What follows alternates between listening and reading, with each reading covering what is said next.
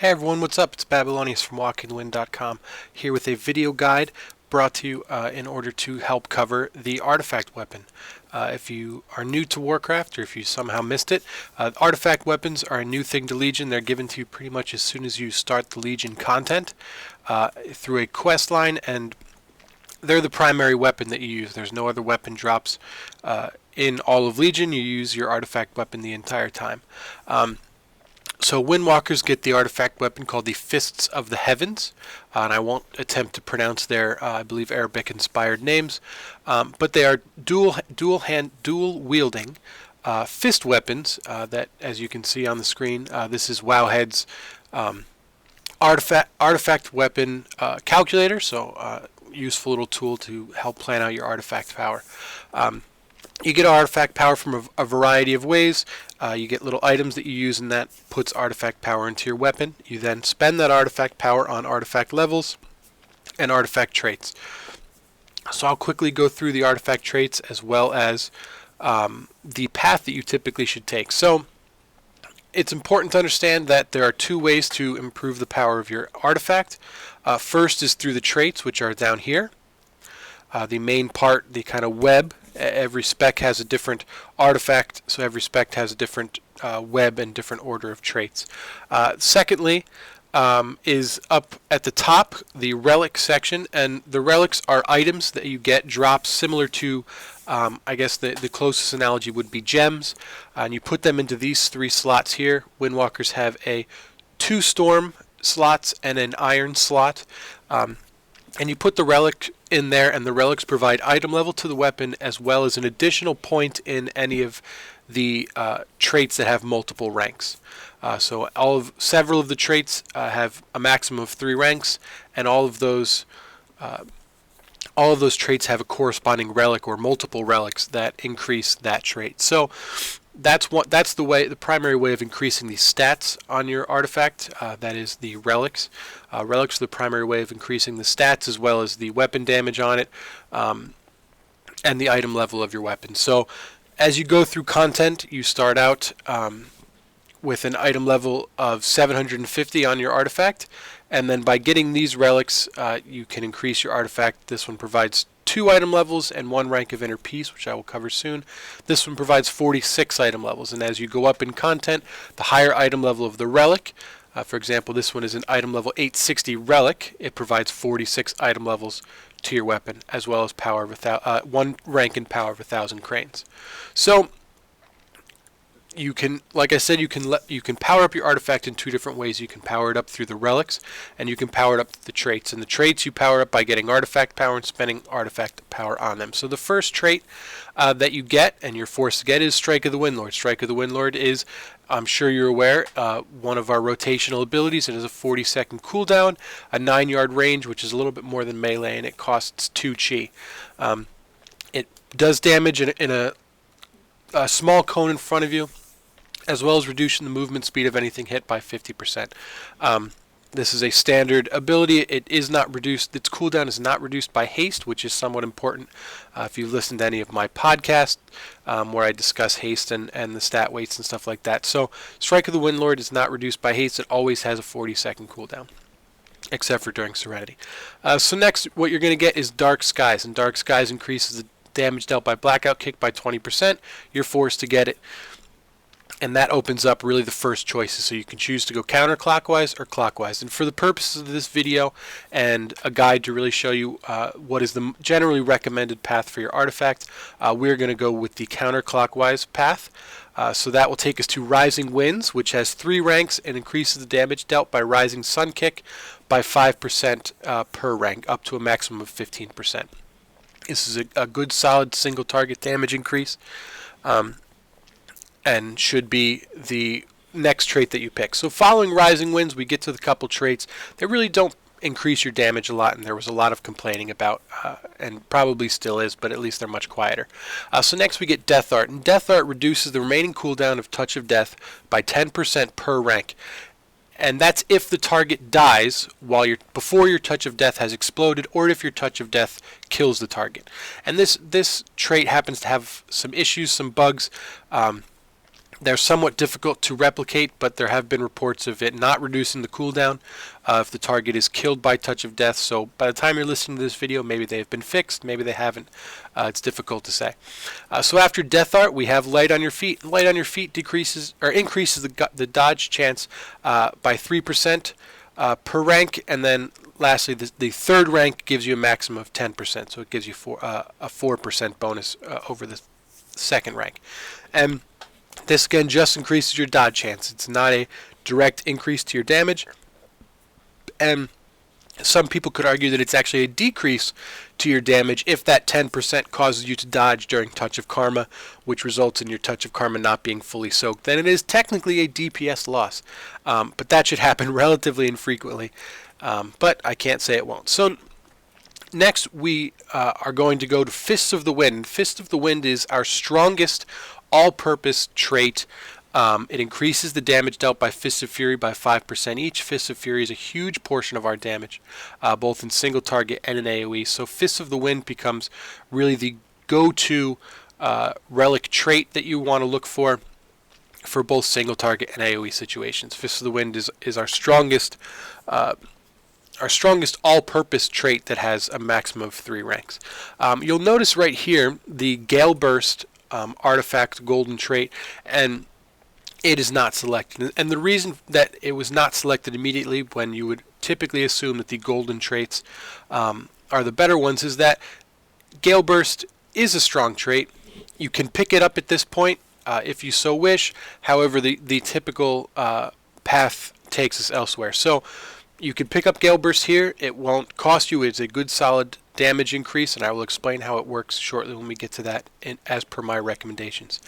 So next, after you pick up three traits in Fists of the Wind, we want to go to Spiritual Focus. And Spiritual Focus increases the damage dealt by Storm, Earth, and Fire spirits by 5%, as well as the damage and healing done by Serenity by 5%. So Serenity goes from a 40% damage and healing increase to a 45% damage and healing increase, and the damage dealt by spirits goes from 45% each to 50% each. So the total damage improvement goes from 135% once you combine all 3 spirits, the other 2 spirits including yourself, to 150%. So it is a 15% improvement on Storm, Earth, and Fire, and a 5% improvement in Serenity, which sounds kind of imbalanced, but there was a time when we did use Serenity that this was still, it was justified that Serenity only got 5 points. So depending on when you're listening and watching this video, it's possible that things changed, but currently, in the beginning of February of 2017, Serenity really isn't used anymore, so it's mostly irrelevant to at this point. So next, after Spiritual Focus, I recommend that you pick up Inner Peace. Inner Peace is my personal favorite artifact trait. It increases your maximum energy by 10 per rank, up to a maximum of 30 before adding any traits. And the reason that I like Inner Peace is because it allows you extra time before you cap resources, which gives you a little bit more flexibility and time to plan in your rotation. The extra 30% energy, besides giving you a little bit more time and a little bit more leeway before capping on resources, is typically beneficial when using Energizing Elixir, which then obviously provides you with 30% more energy, and at the start of the fight when you're able to cast more Tiger Palms in order to get your chi rolling. So Inner Peace is one of my personal favorites, and a strong trait all around in both single target and AoE situations. So next we have the Tornado Kicks, and Tornado Kicks, it is written, it can be one of the more confusing golden traits, or traits in general, but is a strong golden trait, primarily looking at single target. And what it does is that Rising Wind strikes a second time for 25% extra damage. Now this is somewhat oddly written, because it primarily reads that it would strike a second time for its normal damage, in addition to 25% damage. However, that is not the case. The second Rising Sun Kick only strikes for 25% of the previous Rising Sun Kick. So if the previous Rising Sun Kick is modified by Mastery, then that Mastery will also, or then the 25% damage from it will also be modified by Mastery. Not additionally, it is not modified again by Mastery, but if you get a Mastery bonus on the Rising Sun Kick before, then this Tornado Kick will take that damage into consideration. The Tornado Kick as I'll refer to it. The tornado kick has its own independent ability to crit. So if the first Rising Sun kick crits or doesn't, it doesn't matter. The tornado kick will crit or not, and it will always take into consideration the damage of the Rising Sun kick without its crit. So if it does crit, it will not increase the damage of tornado kicks unless tornado kicks crits on its own.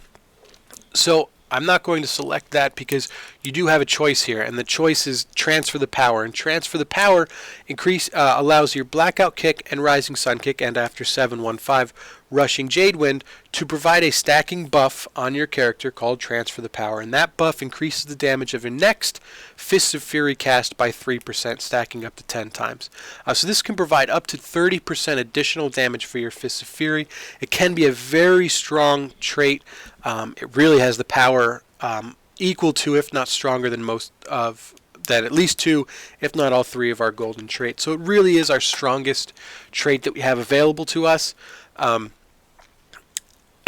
Excuse me. So that's one that you may want to consider. You can use this to get additional damage if you know an AoE time is coming up, like a Il'gynoth in Emerald Nightmare or a Spellblade in Nighthold, where you know that there are going to be many ads for you to blow up coming out shortly. You may want to hold off on your Fists of Fury in order to gain more stacks.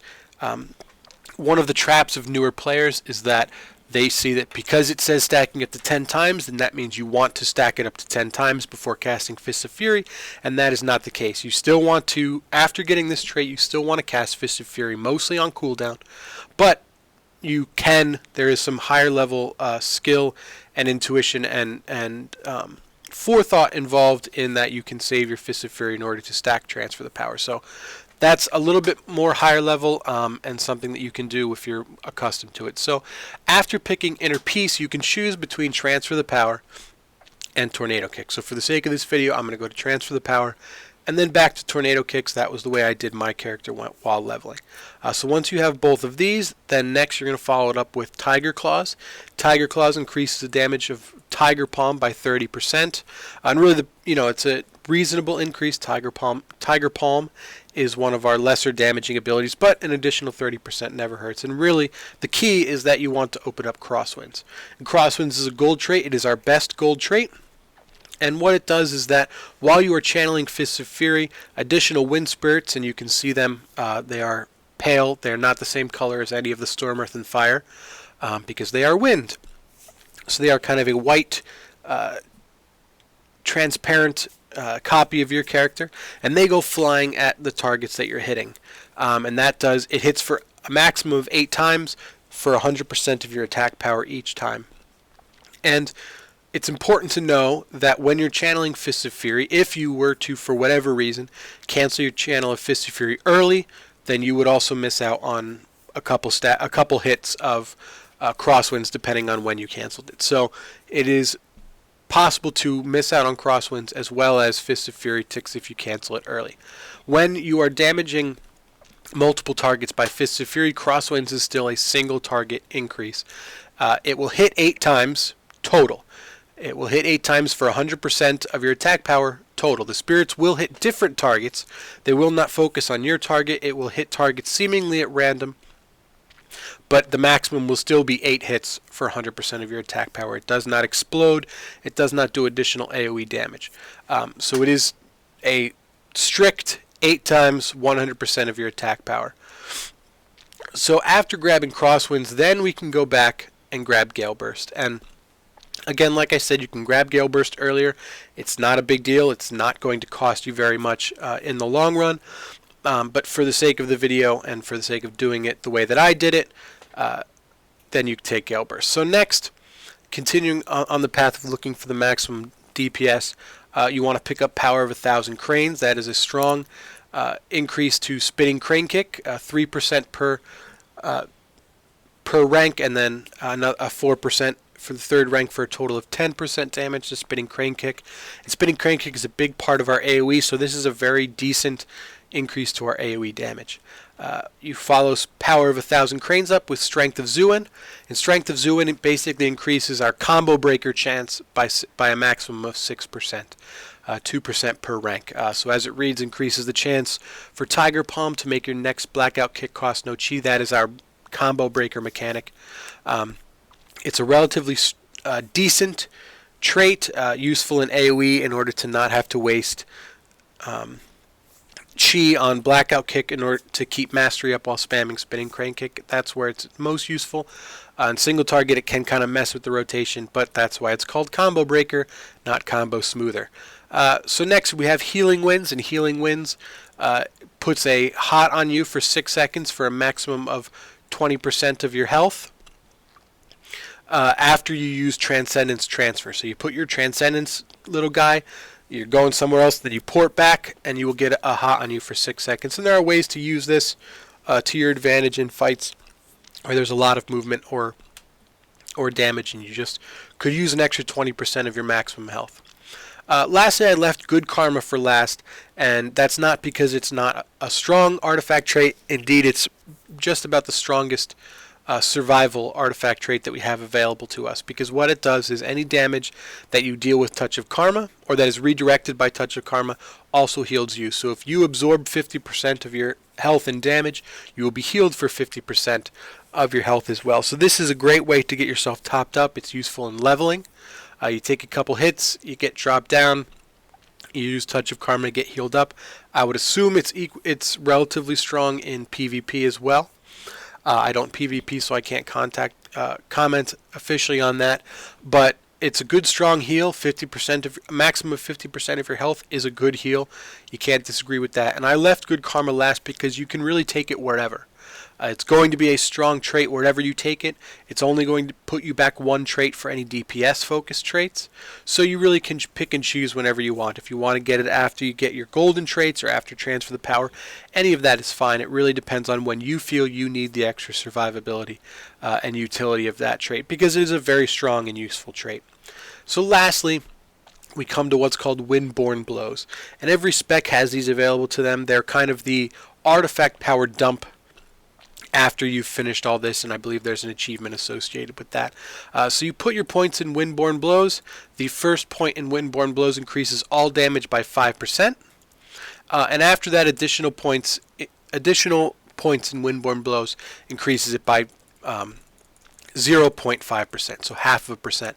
And Wowhead rounds up, so it says increases all damage by a maximum of 15%, but to my knowledge, its total is 14.5%. Once you're at 20, because of the initial 5 plus then 19 ranks of 0.5% each. So that's where you put all your artifact power after you've filled everything in. It's a linear damage increase. The first point is the biggest one at 5% improvement, and then after that it's an additional 0.5% of your overall damage. It does not affect abilities like Touch of Karma or Touch of Death that are based on your health. But increases the damage of pretty much everything else by what it's assigned at. So once you're at 54 traits, congratulations, your artifact is all filled in. You can stop grinding Maw of Souls. Sorry, I hit mic. You can stop grinding Maw of Souls and doing World Quest if you so wish, although there's always your other specs. So just to recap, you're going to start with Strike of the Windlord, then Dark Skies. You're going to go counterclockwise to Rising Winds, Death Art, Light on Your Feet, Fist of the Wind, Spiritual Focus, Inner Peace, Transfer the Power, then back for Tornado Kicks, Tiger Claws, Crosswinds, and finally back to pick up Gail Burst, Power of 1,000 Cranes, Strength of Zuin, and Healing Winds. Good Karma you can take whenever. If you want to take it right after you fill in Rising Winds or Power of 1,000 Cranes, and that's perfectly fine. And then you're going to start filling in your Windborne Blows. So at the start of the expansion, when people were leveling, there was justification for going clockwise, but currently the recommended path is to go left, is to go counterclockwise. So hopefully this answers more questions than it creates. I am Babylonius from WalkingWind.com, and if you like the content that I provide, then please like, comment, and subscribe. You can let me know how you felt about this video. There were some questions about the audio on my previous videos, so hopefully things have been a little bit better this time. You can view all of the content that I provide at WalkingTheWind.com, which is a Windwalker focused website. I say it's for Windwalkers by Windwalkers. And lastly, if you'd like to support myself, Babylonius, and the content that I provide, then I will put the links to that in the description. So thank you for listening, and take care.